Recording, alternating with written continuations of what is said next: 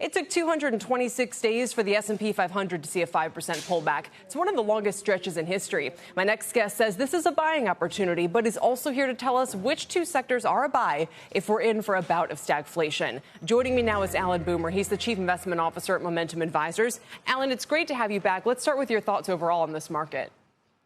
Great. Thanks for having me, and happy Indigenous Peoples Day to you today and all the viewers. So today, the big threat is stagflation. Stagflation is the combination of low growth and high inflation. I personally believe that this bout of inflation is transitory. It's taken a while for us to transition past it.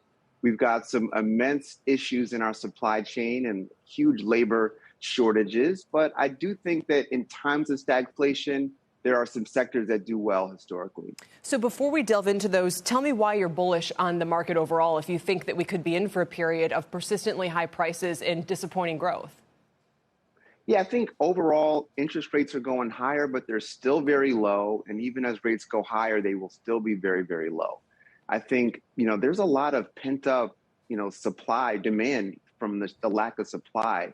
Like, think about all the restaurants that you go to and, there's a long line and empty tables, right? As the labor shortage works its way out, and I do believe that that will happen, I just think that there's a lot of additional revenue and profit growth that's not been seen in the system. And that restaurant example is, not to say go out and buy restaurants, but again, it's just an example of what will happen when we get through this labor shortage. So basically, you think we still have pent-up demand, we have the normalization to look forward to, and a cyclical recovery that keeps going. That said, let's talk about why you're even mentioning stagflation plays, which you think are energy and healthcare, right?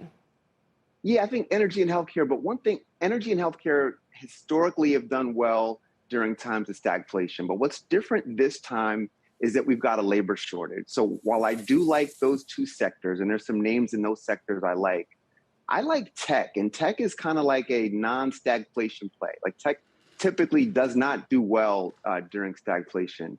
But if you think about it, like the companies that are talking about having a difficult time finding employees, the companies that are talking about massive wage increases, it's not tech companies, it's not software engineers and the like. So even though I like healthcare and energy historically, I do think tech is really, especially big tech, is a place to look at right now.